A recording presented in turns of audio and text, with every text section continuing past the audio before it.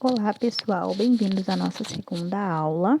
Hoje estarei dando continuidade ao tópico da aula passada sobre noções fonéticas, tá bom? E continuarei com vocês em outros tópicos, tá bom? Hoje eu trouxe um quadro para melhor ilustração e entendimento de vocês, tá bom? Vamos lá, então? Vamos começar então com os dígrafos, tá? Dígrafos são duas letras representando um único fonema. Pode ser dígrafos as letras RR, SS, SH, NH, XC, são junção, né, das letras que representam um único fonema, tá bom? Vamos botar aqui o exemplo da palavra carro. Ó, carro. São dois R's, mas eles apresentam um único fonema, tá bom? A mesma coisa para X e C. São a soma de duas letras, mas que representam somente um único fonema na pronúncia, tá? Fonemas são pronúncias. Aquilo é também a junção de o que com a letra U, que também tem um único som, que é um único fonema, tá bom? Então, tudo que for, todas as letras juntas que tiverem um único fonema são considerados dígrafos, ok? Vamos falar agora sobre encontros consonantais, tá? São encontros de consoantes de duas ou mais, né, consoantes na mesma sílaba ou não.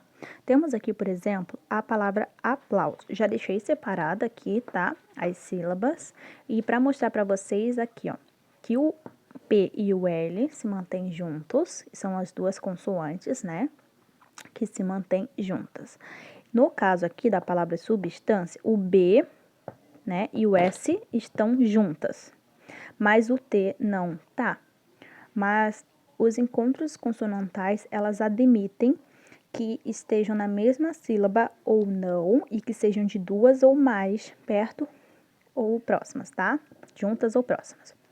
No caso aqui do B e do S, elas estão juntas, então elas são em um encontro consonantal. Apesar do T não estar junta, na mesma sílaba, ela está próxima, então também entra no encontro de consoantes, tá?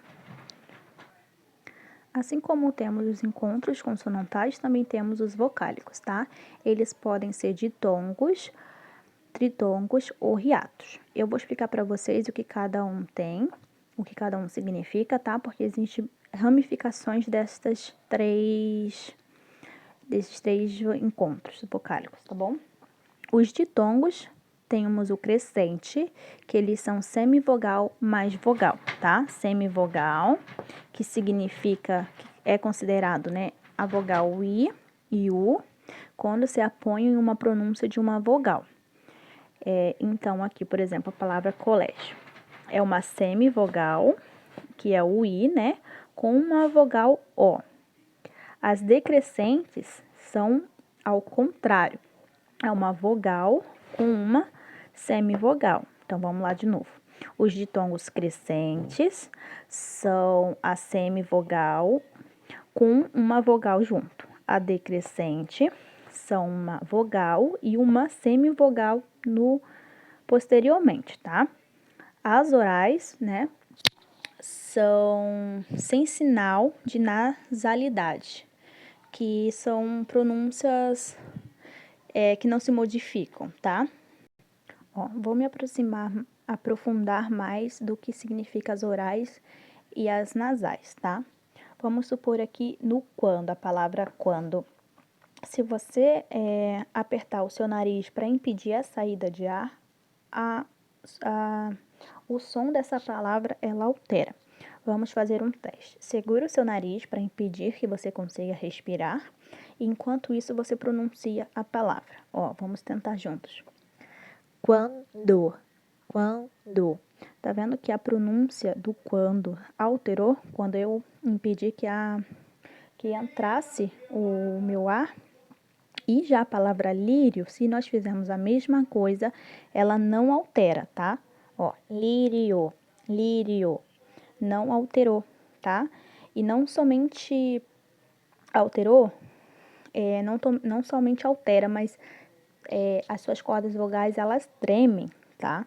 Ó, quando você sente uma tremidinha ali. Então, quando você pronuncia uma palavra e você sente essa tremida e escuta uma diferença, então ela é uma palavra nasal, tá? E quando não tem, ela é uma palavra oral. Então, é a junção de uma semivogal com uma vogal sem alteração, tá? Vamos pôr um xizinho aqui. E a nasal é uma vogal, é uma semivogal, desculpa, com uma vogal, porém ela tem o som de nasalidade, tá? Essa aqui tem, a nasal tem e a líria, o oral não tem, ok? Agora eu vou explicar os tritongos, tá? Ó, os tritongos são uma vogal entre duas semivogais, tá? Por exemplo, aqui, Uruguai é uma semivogal U, a letra A é a vogal e a letra I é uma semivogal, tá? E é o mesmo esquema do ditongo, tá? Os orais, se você segurar o seu nariz para evitar a passagem, né, de ar, ela não altera. E as nasais, elas alteram, tá bom?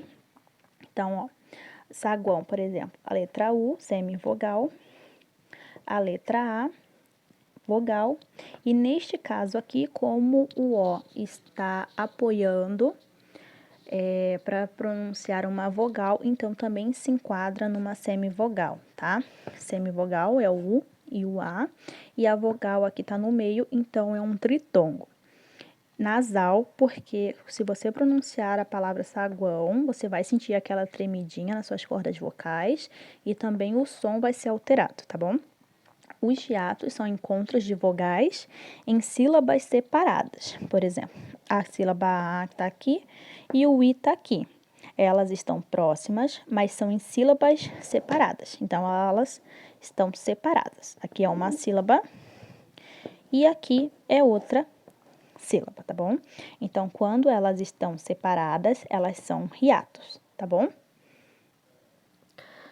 Bom, vou fazer umas observações finais aqui deste tópico, tá? O M e o N, em alguns casos, são sinais de nasalização, tá? Vamos fazer um teste, né? Um exemplo com a palavra minto. Se você colocar a mão no seu nariz para impedir a saída de ar e pronunciar a palavra minto, você vai sentir aquela vibração nas suas cordas vogais e vai também escutar que a pronúncia se modifica, tá? Vamos lá, vamos tentar. Ó, minto, tá vendo? Eu sinto as vibrações das minhas cordas vocais e o som para mim se altera. Então, a maioria das palavras com M e N são sinais de nasalização. A letra H, por exemplo, nunca representa um fonema, tá bom? O X pode representar encontro consonantal. Ó, vou te botar um exemplo aqui da palavra táxi. Ó, palavra táxi. Ela tem 4 letras, ok? Mas se você for fazer uma transcrição fonética, ela fica com 5. Ó, táxi. Porque a pronúncia do X, como eu já havia mencionado na aula passada, ela tem uma pronúncia de K. Táxi. Ó, táxi. Então, são 4 letras. 4 letras. Porém, são 5 fonemas, tá? São 5 fonemas e é considerado como um encontro consonantal, porque na transcrição, como você coloca um K aqui e ela entra em contato, né, de encontro com um S, então é considerado um encontro consonantal, tá bom? Vamos falar agora sobre acentuação gráfica, tá? Acentuam-se as oxítonas terminadas em A, em E, em O, E, IM, IE, NS para plural, né? Mas antes vamos relembrar o que são oxítonas, paroxítonas e proparoxítonas. As oxítonas são as últimas sílabas tônicas. As paroxítonas são a penúltima sílabas tônicas e as proparoxítonas são as penúltimas sílabas tônicas, tá? Então, as oxítonas terminadas em A, E, O, E, M, E, N, S são acentuadas, tá? Vamos ao exemplo aqui de cajá. Cajá sendo a última, terminada com A, tem acento. Você é a última, é uma sílaba tônica porque é a mais forte entre vo e C. O C, né? É mais forte, então tem um acento e termina em E. Alguém, alguém. O gen aqui é mais forte do que o ao, né? E é a última. Então, é uma oxítona. Faz parte aqui do E e do M, então também vai o acento. As paroxítonas são as penúltimas, tá? E elas são mais fortes, então sempre são mais fortes, tá? E as paroxítonas terminadas em L, em N, em R, em X, I, entre outras, né? Também, sendo a penúltimas, também tem acento, tá? As paroxítonas, né? São as penúltimas sílabas tônicas, então são as sílabas mais fortes. No caso das paroxítonas, são as penúltimas. Então, se hífen, o I é mais forte do que o fen e faz parte, né, das paroxítonas terminadas, né, nessas letras aqui. Então, se acentua. Ela aqui, no caso, termina em I, né? Então, aqui se acentua. No caso de álbum, a sílaba ao é mais forte do que bum, e ela é a penúltima, então ela é considerada uma paroxítona, e ela termina em L, então o acento vai aqui, tá? Como não tem como acentuar o L, né? Então, o acento vai no A. As proparoxítonas, todas, tá? Todas, sem exceção. Todas as paroxítonas, que são a antepenúltima, devem ir acento, tá? Todas. As proparoxítonas é diferente das paroxítonas, das oxítonas, que são algumas específicas. As proparoxítonas são todas e são as antepenúltimas. Todas elas levam acento, tá bom? Leva acentuação também os monossílabos, tá? Que são tônicos terminados em A, E e O. Por exemplo, pá, pé e pó. Monossílabos são uma única sílaba, tá? Uma palavra que tem uma sílaba só. E elas são tônicas. As que são tônicas, elas levam acento, terminadas com A, E e O. A letra I e a letra U, tônicas, tá? Elas também se acentuam. Em hiatos, elas têm que estar sozinhas ou junta com um S, tá? Elas são vogais em hiatos, então, estando sozinhas ou formando uma sílaba com S, elas são acentuadas. Já o verbo ter e vir, na terceira pessoa também são acentuadas, tá bom? O acento circunflexo, que é aquele chapeuzinho, né? O famoso chapeuzinho. Eles também têm que estar acentuados. Quando o eles aqui, a terceira pessoa, né, estiver no plural, então o verbo ter e vir precisam ter os acentos circunflexos, tá bom? Assim como o detém também precisa ter, ó. Peraí um pouco. Ó, o verbo detém, né?